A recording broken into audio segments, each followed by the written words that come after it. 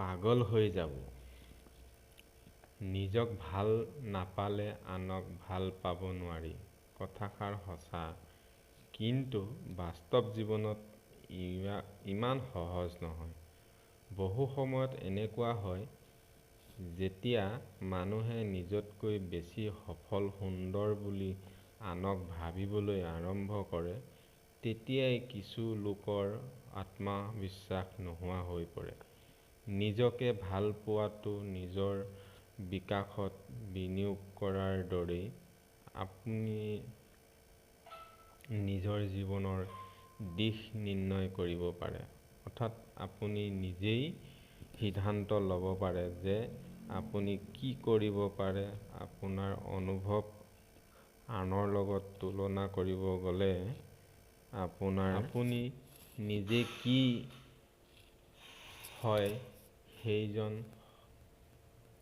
হওক আৰু নিজকে ভাল পাবলৈ শিকক। নিজক ভাল পোৱা মানুহে স্বাৰ্থপৰ নহয়।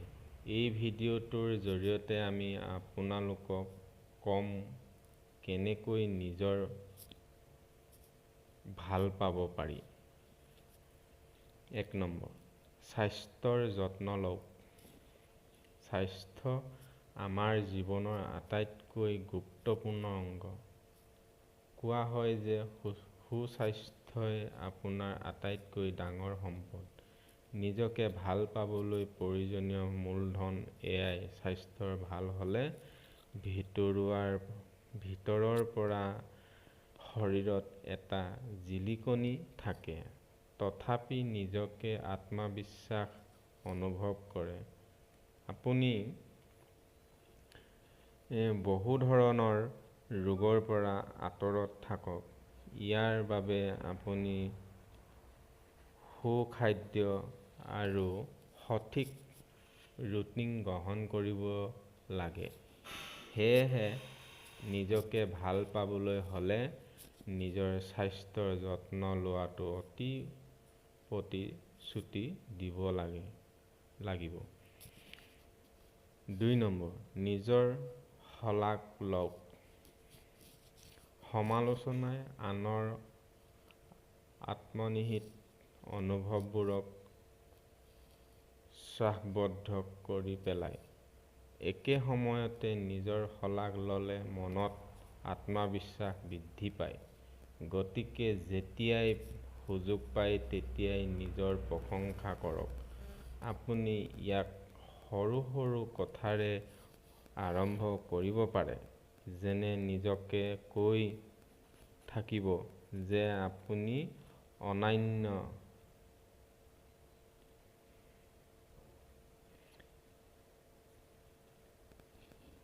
যদি আপুনি এবাৰ এই কাম কৰা বন্ধ কৰে, তেন্তে ই একেবাৰেই কাম নকৰিব। সদায় নিজকে নতুন নতুন বস্তুৰ চেষ্টা কৰিবলৈ উৎসাহিত কৰক। যদি কামটো এবাৰতেই নহয়, তেন্তে হতাশাত নিজকে গালি নিদিব। চেষ্টা কৰাৰ বাবে নিজকে উৎসাহ প্ৰদান কৰক। মনত ৰাখিব, নিজৰ শলাগ লোৱাৰ অৰ্থ এইটো নহয় যে আপুনি নিজৰ ভুলটো সঠিক বুলি মানি লৈছে। 3 নম্বৰ, নিজৰ বাবে সময় উলিয়াওক। তথাপি নিজকে ভাল পাবলৈ অলপমান সময় অকলে কটাব লাগে। গতিকে নিজৰ বাবে সময় উলিয়াওক। সেই সময়ছোৱাত আপুনি নিজৰ পছন্দৰ চিনেমা চাব পাৰে। যিবোৰ ঠাই আপুনি বহুত ভাল পায় সেইবোৰলৈও যাব পাৰে। আপুনি যদি কিতাপ পঢ়ি ভাল পায়, কিতাপ পঢ়িব পাৰে, গান শুনিব পাৰে। যদি আপুনি বজাৰ কৰি ভাল পায়, তেন্তে আপুনি আপোনাৰ পছন্দৰ বস্তু কিনিব পাৰে। এই সকলোবোৰ কথাই আপোনাক নিজকে ভাল পোৱাত সহায় কৰিব আৰু লগতে আপোনাৰ ভাল অনুভৱ কৰাব। 4 নম্বৰ, সুখী হ'বলৈ চেষ্টা কৰক। জীৱনত সুখী হোৱাটো নিজৰ প্ৰতি মৰম দেখুৱাব এক গুৰুত্বপূৰ্ণ অংশ। নিজকে সুখী কৰি ৰাখিবলৈ এনে কাম কৰক যাৰ ফলত মন আৰু আৱেগ ভাল লাগে, কিন্তু বহু সুখ নিভাঁজ কৰে। জীৱনক ইতিবাচক কৰি তুলিবলৈ কৰা প্ৰচেষ্টাৰ ওপৰত। এনে অৱস্থাত আপুনি কাৰোবাৰ লগত আপোনাৰ যিকোনো ভাল লগা কাম কৰিব পাৰে। সেই সকলোবোৰ কামেই আপোনাৰ মুখত হাঁহি আনিব পাৰে। যিমান পাৰে সদায় হাঁহি থাকক। হাঁহিয়ে মানুহৰ মন মগজু সুন্দৰ কৰি তোলে। কিন্তু মনত ৰাখিব, নিজকে সুখী কৰাৰ অৰ্থ এইটো নহয় যে আপুনি আন কাৰোবাক আঘাত দিছে। নিজৰ সুখৰ সন্ধানত আনৰ কাকো অসুখী নকৰিব। ৫. নিখুঁত হ'বলৈ চেষ্টা নকৰিব। বহু সময়ত মানুহে নিজকে নিখুঁত নহয় বা আন মানুহৰ তুলনাত নিজৰ কাম নিখুঁত নহয় এনে চিন্তাধাৰা থকাটো ভুল। সদায় মনত ৰাখিব যে একোৱেই নিখুঁত নহয়। সকলোৰে মাজত ভাল বেয়া দুয়োটাই আছে। সকলোৱে ভুল কৰে, কিন্তু সেই ভুলবোৰৰ পৰা শিকি লোৱাটোৱে হৈছে নিজকে উন্নত কৰাৰ দিশত আগবাঢ়ি যোৱাৰ একমাত্ৰ উপায়। গতিকে নিখুঁততাৰ দৌৰত অংগ লোৱাটোৰ পৰা বিৰত থাকক। ই কেৱল হতাশ আৰু নিজৰ প্ৰতি নেতিবাচক চিন্তাৰ সৃষ্টি কৰিব। সদায় নিজকে উন্নত কৰিবলৈ চেষ্টা কৰক, নিখুঁত হ'বলৈ নহয়। ৬. নিজকে মূল্য দিয়ক। নিজকে ভাল পাবলৈ হ'লে প্ৰথমে নিজৰ ভিতৰৰ প্ৰতিভাসমূহ চিনিব লাগিব আৰু গ্ৰহণ কৰিব লাগিব। সেইবোৰক সন্মান কৰিব লাগিব। কাৰণ সকলোৰে ভিতৰত এনে বহুতো গুণ আছে যিয়ে সকলোকে আনৰ পৰা পৃথক কৰি তোলে। আপুনি কোন হয় আৰু কি কৰিব পাৰে তাৰ শলাগ লওক। নিজৰ অতীত গ্ৰহণ কৰি নিজৰ আত্মবিশ্বাসৰ ওপৰত কাম কৰক, যিয়ে আপোনাক আগুৱাই যাবলৈ প্ৰেৰণা দিব।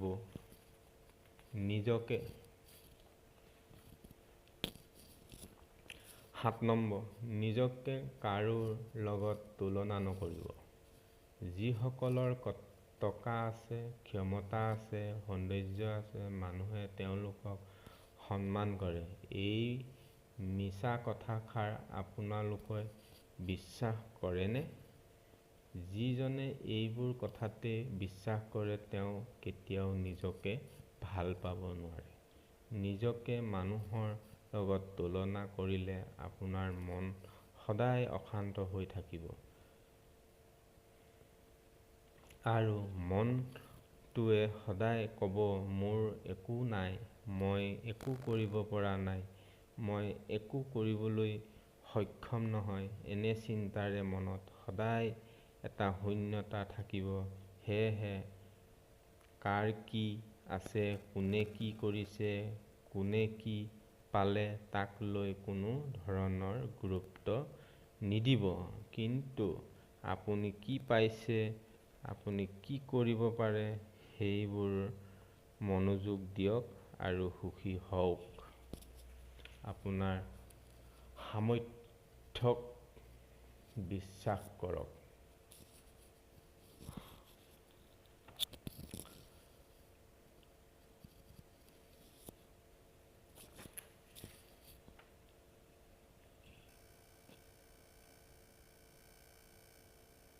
যত্ন লওক আপুনি যেতিয়া নিজকে ভাল পাবলৈ সক্ষম হ'ব, তেতিয়া আপুনি নিজৰ যত্ন সঠিকভাৱে ল'ব পাৰিব। যেনে পৰ্যাপ্ত পৰিমাণে টোপনি অহা, স্বাস্থ্যসন্মত খাদ্য খোৱা, ওচৰ চুবুৰীয়াৰ মানুহৰ লগ পোৱা আৰু লগৰ সমনীয়াৰ লগত হাঁহি ধেমালি কৰা। এনে কৰিলে আপোনাৰ মন কি চলি আছে তাৰ প্ৰতি মনোযোগ দিব পাৰিব। নিজকে ভাল পোৱাটো কোনো মানসিক ৰোগ নহয়। ইয়াৰ অৰ্থ হ'ল প্ৰতিদিনে সৰু সৰু অভ্যাসবোৰ জগাই তোলা, যিয়ে আপোনাৰ জীৱনটো সুন্দৰ কৰি তুলিব পাৰে।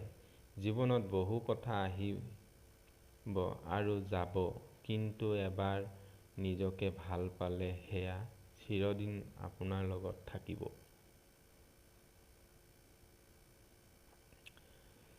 নিজকে কাৰো লগত তুলনা নকৰিব। যিসকলৰ টকা আছে, ক্ষমতা আছে, সৌন্দৰ্য আছে, মানুহে তেওঁলোকক সন্মান কৰে। এই মিছা কথাষাৰ আপোনালোকে বিশ্বাস কৰেনে? যিজনে এইবোৰ কথা বিশ্বাস কৰে তেওঁ কেতিয়াও নিজকে ভাল পাব নোৱাৰে। নিজকে মানুহৰ লগত তুলনা কৰিলে আপোনাৰ মন সদায় অশান্ত হৈ থাকিব আৰু মনটোৱে সদায় ক'ব, মোৰ একো নাই, মই একো কৰিব পৰা নাই, মই একো কৰিবলৈ সক্ষম নহয়। এনে চিন্তাৰে মনত সদায় এটা শূন্যতা থাকিব। সেয়েহে কাৰ কি আছে, কোনে কি কৰিলে,